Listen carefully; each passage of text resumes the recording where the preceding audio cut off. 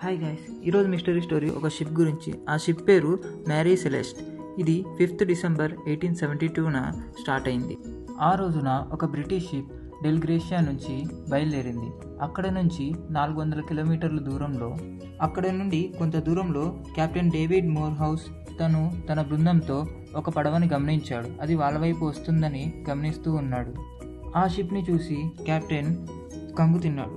ఎందుకంటే అదే షిప్ 8 రోజుల కిందట న్యూయార్క్ నుంచి జినోకి తన ఫ్రెండ్ అయిన బెంజమిన్ బ్రిగ్స్ తీసుకొని వచ్చాడు. ఆ షిప్ యాక్చువల్గా ఎప్పుడో తీరం చేరాల్సింది, కానీ ఇప్పుడు దాకా ఆ సముద్ర మధ్యంలో అక్కడ ఏం చేస్తుందో తన ఫ్రెండ్కి అర్థం కాలేదు. తను ఎన్నో సిగ్నల్స్ పంపించసాగాడు. వెంటనే కెప్టెన్ అక్కడున్న తన బృందాన్ని ఆ షిప్లోకి వెళ్ళమని ఆదేశించాడు. అక్కడ వెళ్ళినప్పుడు అంతా నార్మల్గానే ఉంది, కానీ అక్కడికి వెళ్ళగానే అక్కడ అర్థమైంది ఏంటంటే ఆ షిప్లో ఎవరూ లేరు.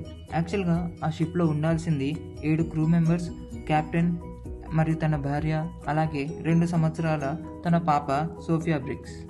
అక్కడ ఎలాంటి యాక్సిడెంట్ జరిగినట్టు కానీ, దొంగతనం జరిగినట్టు కానీ, ఏ అనుమానాస్పద ఏదీ లేదు. కానీ అక్కడున్న వాళ్ళు నడి సముద్రంలో అసలు ఏమయ్యారు, ఎక్కడ మాయమైపోయారు, అది ఎవరికి తెలియడం లేదు. కాలంలో కొంచెం వెనక్కి వెళ్తే 1861లో ఈ షిప్కి ఇంకొక పేరుంది, అదే అమెజాన్. ఇదే షిప్కి ఇంతకుముందు కొన్ని కథనాలు కూడా ఉన్నాయి. అందులో ఒకటి ఏంటంటే, ఈ షిప్కి ఒక రిపేర్ వచ్చి ఒక షిప్ యార్డ్కి వెళ్ళినప్పుడు ఆ షిప్ యార్డ్ మొత్తం తగలపడిపోయింది, కానీ ఈ షిప్కి మాత్రం ఏం కాలేదు. అలాగే ఇంకో చోట ప్రయాణిస్తుండగా ఇంకొక షిప్ని గుద్దడంతో ఆ షిప్ పూర్తిగా ముక్కలైపోయి విరిగిపోయి మునిగిపోయింది, కానీ ఈ షిప్కి మాత్రం ఏం కాలేదు. ఇదంతా కోఇన్సిడెన్స్ లాగా అనిపిస్తుందా? కాదు. ఇన్ని కథనాలు ఉన్న ఈ షిప్ని ఒక అమెరికన్ వ్యక్తి ఈ షిప్ని కొని దాన్ని రీమోడలింగ్ చేయించి దీనికి మ్యారీ సెలెస్ట్ అనే నామకరణం చేశాడు. దీన్ని కొన్న అతనే కెప్టెన్ బెంజమిన్ బ్రిగ్స్. ఇతనే ఈ షిప్ని కొని నామకరణం చేశాడు. అదే ఆయన ఇప్పుడు కనిపించడం లేదు. ఈ షిప్ని కనుగొన్నప్పుడు ఎంతో విచిత్రంగా అనిపించింది. ఎందుకంటే ఎక్కడ సామాన్లు అక్కడే ఉన్నాయి, క్రూ మెంబర్స్ అలాగే ఉన్నాయి. కాకపోతే కెప్టెన్ రూమ్ ఒకటి కొంచెం గడిబిడిగా ఉంది, కానీ అక్కడ కనిపిస్తున్న మనుషులు ఒక్కరు కూడా లేరు. అక్కడ ఉండాల్సిన లైఫ్ బోట్ లేదు, దానికి ఉండాల్సిన తాడు కూడా లేదు. అసలు ఏమైంది? ఇక్కడ కెప్టెన్ రూమ్లో మిస్ అయిన వాటిలో ఇన్స్ట్రుమెంట్ ఒకటి, నావిగేషన్ చూసేయగల ఇన్స్ట్రుమెంట్ ఒకటి, అండ్ అలాగే షిప్ యొక్క మ్యాప్, ఈ 2 మిస్ అయ్యాయి. అండ్ అలాగే కిందన 1700 లీటర్ల బ్యారెల్ యొక్క ఆల్కహాల్ అలాగే ఉంది. అండ్ అక్కడ ఉన్న వాళ్ళకి 6 నెలల పాటు సరిపడా తిండి కూడా అలాగే ఉంది. కానీ సూక్ష్మంగా అక్కడ కనిపెడితే అక్కడ 25 నవంబర్లో పొద్దున 8 గంటలకి ఒక ఎంట్రీ ఉంది. ఆ ఎంట్రీ ఎవరిదంటే, ఏ కెప్టెన్ అయినా సరే తన షిప్ని అలా తుఫాను వచ్చిన సమయంలో కూడా వదిలిపెట్టి వెళ్ళాడు. కానీ అలాంటిది ఇక్కడ కెప్టెన్, తన క్రూ మెంబర్స్, మొత్తం షిప్లో ఉన్న 10 మంది ఒక షిప్ని అలాగే నడి సముద్రంలో వదిలేసి వెళ్ళిపోవడం అనేది చాలా ఆశ్చర్యం కలిగించే విషయం. ఇక్కడ ఎంతోమంది ఎన్నో కథనాలు చెప్పసాగారు, కానీ అక్కడ ఉన్న షిప్ని మన కెప్టెన్ మోర్హౌస్ తీసుకొని వెళ్ళాడు. తీసుకొని అక్కడ ఉన్న గవర్నమెంట్కి అప్పచెప్పడంతో అక్కడ వాళ్ళు కొంత రివార్డ్ని తనకి అప్పగించారు.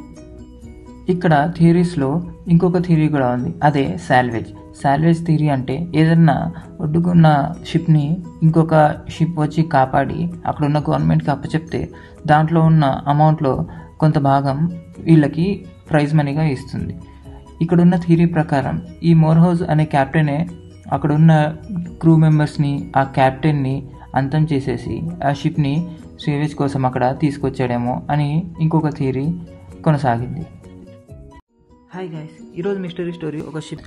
ఇన్ని కథనాలు సాగుతుండగా ఇంకో కథనం వెలుగులోకి వచ్చింది. అదేంటంటే, అక్కడున్న ఆఫీసర్ ఒకరు ఇన్వెస్టిగేషన్ చేస్తూ ఈ షిప్ నావిగేషన్ కోల్పోయి ఎటో 120 మైళ్ళ దూరం వెళ్ళిపోయి వెస్ట్ సైడ్, అక్కడి నుంచి వాళ్ళు ఎన్నో ప్రమాదాలు ఎదుర్కోవాల్సి వచ్చింది.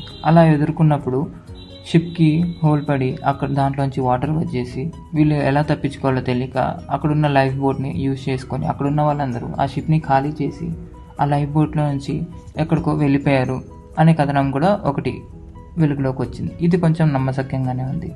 ఇలా ఎన్నో కథనాలు ఉండగానే ఈ షిప్ని మళ్ళీ న్యూయార్క్కి పంపించేశారు. ఈ షిప్ అక్కడికి రాగానే అక్కడున్న చుట్టుపక్కల జనాలందరూ భయానికి గురయ్యారు. ఆ షిప్ నుంచి చాలా దూరంగా పరిగెత్తేశారు. మళ్ళీ అలాగే 1879లో ఈ షిప్ని ఇంకొకరు కొనుక్కున్నారు. కాకపోతే ఈసారి నష్టానికి అమ్మాల్సి వచ్చింది. ఈసారి ఆ షిప్పు ప్లస్ అది కొన్న యజమాని అంటే కెప్టెన్ ఇద్దరు ఈసారి వేరే చోట ప్రయాణిస్తుండగా ఇద్దరు సముద్రంలో మునిగిపోయారు. అసలు దీని వెనుకలు ఉన్న కథ ఏంటి, అసలు ఈ షిప్కి ఉన్న రహస్యం ఏంటి, అసలు దాంట్లో ఏం జరుగుతుంది?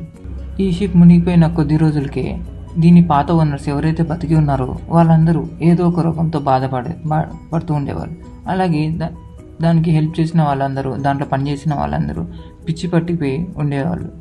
అసలు ఈ షిప్ గురించి ఉన్న రహస్యం ఏంటో ఇప్పటివరకు ఎవరికి తెలియదు.